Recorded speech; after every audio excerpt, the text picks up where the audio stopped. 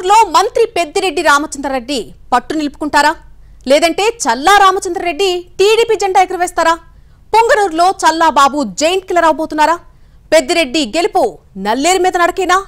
వైసీపీకి కలిసొచ్చే అంశాలేంటి? తెలుగుదేశం పార్టీ మైనస్లేంటి? ఇద్దరు మాజీ సీఎంలు ఆ నియోజకవర్గాన్ని టార్గెట్ చేశారా? ఉమ్మడి శత్రువును ఓడించేందుకు వ్యూహాలు రచిస్తున్నారా? ఇప్పటికే 6 సార్లు గెలిచిన ఆ సీనియర్ మంత్రి మరోసారి అసెంబ్లీలో అడుగు పెట్టాలన్న కృతనిశ్చయంతో ఉన్నారా? వైసీపీకి మైనస్ గా మారే అంశాలేంటి? తెలుగుదేశం పార్టీకి కలిసొచ్చే అంశాలేంటి? పొంగనూరులో పెద్దిరెడ్డి డబుల్ హ్యాట్రిక్ కొడతారా? మంత్రికి చల్లా రామచంద్రారెడ్డి చెక్ పెడతారా? సొంత పార్టీ నేతలకు పెద్దిరెడ్డి వార్నింగ్ ఎందుకు? మాజీ సీఎం పోటీ చల్లా బాబుకు కలిసొస్తుందా? చంద్రబాబు పొంగనూరు పర్యటన పార్టీకి మైనస్సా?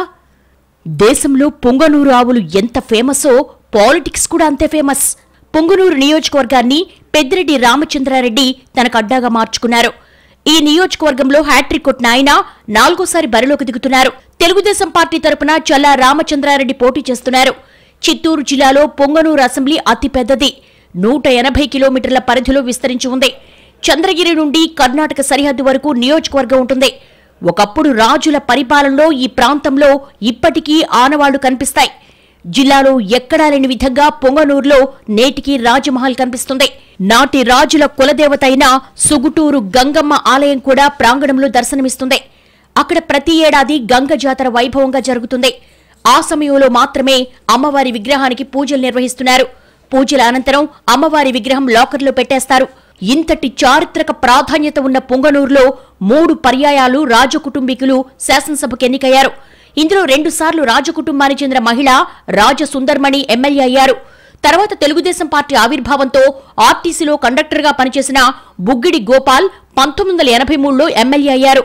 ఆ తర్వాత నూతన కాల్వ కుటుంబం పొంగనూరు నియోజకవర్గాన్ని కంచుకోటగా మార్చుకుంది. రామకృష్ణారెడ్డి, అమర్నాథ్ రెడ్డి తండ్రి కొడుకులు. వీళ్ళిద్దరూ తెలుగుదేశం పార్టీ హయాంలో మంత్రులుగా సేవలందించారు. అమర్నాథ్ రెడ్డి తండ్రి రామకృష్ణారెడ్డి మంత్రిగానే కాదు 3 పర్యాయాలు చిత్తూరు నుంచి ఎంపీగా ఎన్నికయ్యారు. ఆ తర్వాత పెద్దిరెడ్డి రామచంద్రారెడ్డి 3 సార్లు గెలుపొందారు. 2009లో జరిగిన నియోజకవర్గాల పునర్విభజనతో అమర్నాథ్ రెడ్డి సొంత మండలం పెద్ద పంజాణి పలమేరులో కలిసింది. దీంతో అమర్నాథ్ రెడ్డి పలమనేరు నియోజకవర్గానికి షిఫ్ట్ అయ్యారు. సదుం మండలాన్ని పొంగనూరులో కలిపేయడంతో పెద్దిరెడ్డి రామచంద్రారెడ్డి అటు వెళ్లారు. నియోజకవర్గాల పునర్విభజన కమిటీలో సభ్యుడిగా ఉన్న మాజీ సీఎం కిరణ్ కుమార్ రెడ్డి పెద్దిరెడ్డి రామచంద్రారెడ్డిని దెబ్బతీసేలా వ్యవహరించారు. పెద్దిరెడ్డి సొంత మండలాన్ని పొంగనూరులో కలపడం, ఆయనకు పట్టున్న 2 మండలాలను చంద్రగిరిలో విలీనం చేశారు. చంద్రగిరి అసెంబ్లీలోని 2 మండలాలను పులిచెర్ల, రొంపిచెర్లకు తీసుకొచ్చి పొంగనూరులో కలిపారు. దీంతో ఈ నియోజకవర్గం జిల్లాలోనే పొడవైన నియోజకవర్గంగా ఏర్పడింది. తిరుపతి నగరం సమీపం నుంచి కర్ణాటక సరిహద్దుల వరకు వ్యాపించి ఉంది. మద్రాసు రాష్ట్రంలో పొంగనూరు నియోజకవర్గం ఏర్పడింది. 1952 ఎన్నికల్లో కాంగ్రెస్ అభ్యర్థి వి కృష్ణారావు విజయం సాధించారు.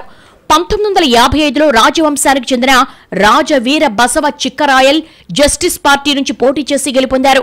1962, 1967లో కాంగ్రెస్ నుంచి రామస్వామిరెడ్డి, 1970లో జరిగిన ఉప ఎన్నికలతో పాటు 1972 ఎన్నికల్లో రాజవంశానికి చెందిన రాజా సుందర్మణి విజయం సాధించారు. 1978 కేవీపతి ఇందిరా కాంగ్రెస్ పార్టీ తరపున గెలుపొందారు.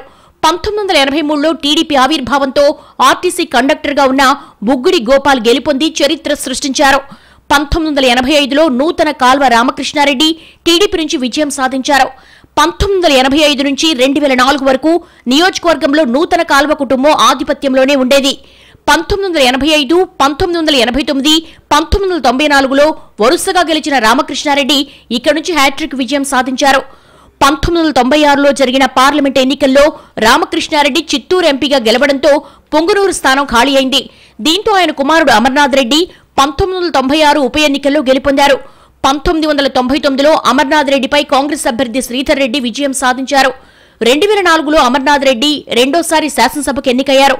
తండ్రి 3 సార్లు, కొడుకు 2 సార్లు ఈ నియోజకవర్గం నుంచి శాసనసభకు ఎన్నికై రికార్డు సృష్టించారు. 2009లో నియోజకవర్గాల పునర్విభజన ఫలితంగా అమర్నాథ్ రెడ్డి పలమనేరుకు వెళ్లాల్సి వచ్చింది. సొంత మండలం సదుం పొంగనూరులో కలవడంతో మంత్రి పెద్దిరెడ్డి రామచంద్రారెడ్డి ఇక్కడికి షిఫ్ట్ అయ్యారు. పొంగనూరు నియోజకవర్గానికి పెద్దిరెడ్డి షిఫ్ట్ కావడం ఆయన కలిసొచ్చింది. చంద్రగిరి, పొంగనూరు, పీలేరు నియోజకవర్గాల్లో ఆయన ఆధిపత్యం కొనసాగే విధంగా నియోజకవర్గాల పునర్విభజన ఉపయోగపడింది. పెద్దిరెడ్డిని ఇబ్బంది పెట్టాలని కిరణ్ కుమార్ రెడ్డి భావిస్తే అది ఆయన కుటుంబానికే సమస్యగా మారింది. పెద్దిరెడ్డి రామచంద్రారెడ్డి 1989లో తొలిసారి పీలేరు నుంచి శాసనసభకు ఎన్నికయ్యారు. 1999, 2004లోనూ అక్కడి నుంచే గెలుపొందారు. నియోజకవర్గాల పునర్విభజనతో 2009లో పొంగనూరు నుంచి బరిలోకి దిగారు. పెద్దిరెడ్డి టీడీపీ వెంకటరమణరాజును బరిలోకి దింపింది. 2009, 2014 ఎన్నికల్లో పెద్దిరెడ్డి విజయం సాధించారు. 2019లో తెలుగుదేశం అభ్యర్థి అనూషారెడ్డిపై 40 ఓట్ల మెజార్టీతో సూపర్ విక్టరీ కొట్టారు పెద్దిరెడ్డి. పొంగనూరులో రామకృష్ణారెడ్డి తర్వాత పెద్దిరెడ్డి హ్యాట్రిక్ విజయం సాధించారు. గత ఎన్నికల్లో 14 స్థానాల్లో 13 చోట్ల పార్టీని గెలిపించడంతో పెద్దిరెడ్డి కీలక పాత్ర పోషించారు. వచ్చే ఎన్నికల్లో కుప్పంలో చంద్రబాబును ఓడించి తీరతామని సవాల్ విసిరారు. పొంగనూరులో నువ్వు ఎలా గెలుస్తావంటూ చూస్తామంటూ చంద్రబాబు సైతం సవాల్ చేశారు. పొంగనూరు అభ్యర్థిగా చల్లా రామచంద్రారెడ్డిని ప్రకటించారు చంద్రబాబు. చల్లా బాబు పేరు ప్రకటించడంతో పొంగనూరు టీడీపీ శ్రేణుల్లో కొత్త జోష్ వచ్చింది. ఆయన తండ్రి చల్లా ప్రభాకర్ రెడ్డి 1983, 1985 ఎన్నికల్లో తెలుగుదేశం తరపున విజయం సాధించారు. ఆ తర్వాత ఆయన కుటుంబం రొంపిచెర్ల మండలానికి పరిమితమైంది.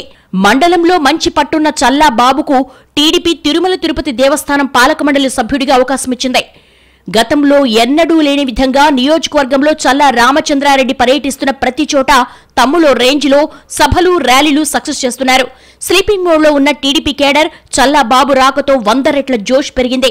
అంతేకాకుండా ధర్నాలు, నిరసనలతో రోడ్డు మీదకు వస్తారనే ధైర్యాన్నిచ్చారు చల్లాబాబు.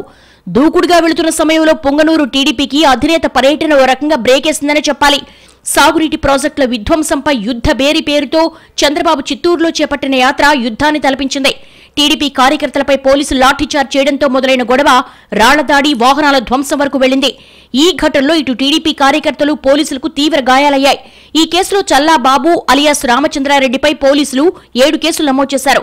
ఈ కేసుల్లో A1 ముద్దాయిగా చల్లా బాబును చేర్చారు. ఆయనపై పలు సెక్షన్స్ కింద పోలీసులు కేసులు నమోదు చేశారు. చల్లా బాబుతో పాటు దాదాపు 300 మందికి పైగా కార్యకర్తలపై కేసులు నమోదు చేశారు. వారంతా నెల తర్వాత బెయిల్పై బయటకొచ్చారు. జైలు నుంచి బయటకొచ్చిన తర్వాత చల్లా బాబు ఎన్నికల ప్రచారం హోరెత్తిస్తున్నారు. అల్లర్లు, కేసులు, గొడవల తర్వాత చంద్రబాబుకు, కేడర్కు జిల్లా నేతలు టచ్ మీ నాట్ అన్నట్టుగా ఉంటున్నారని టాక్ నడుస్తోంది.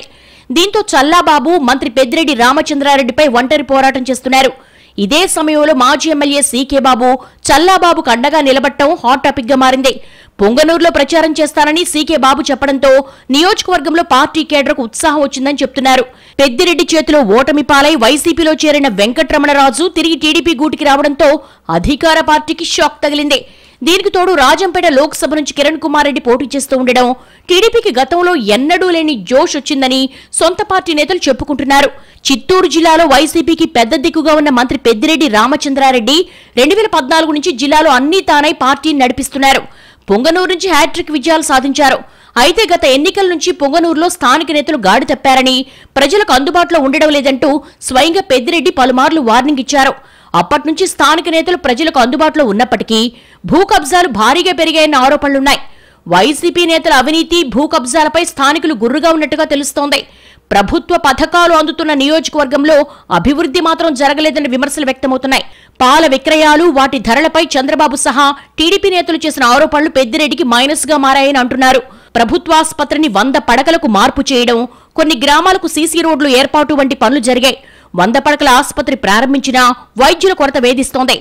నేతిగుట్లపల్లి, ఆవులపల్లి ప్రాజెక్టులు ఆగిపోవడం, భూములిచ్చిన వారికి నష్టపరిహారం ఇవ్వకుండా ఊరు ఖాళీ చేయించడంతో రైతుల కుటుంబాలు రోడ్డున పడ్డాయి. ఇవన్నీ పెద్దిరెడ్డికి ప్రతికూల అంశాలని స్థానికులు చెప్తున్నారు.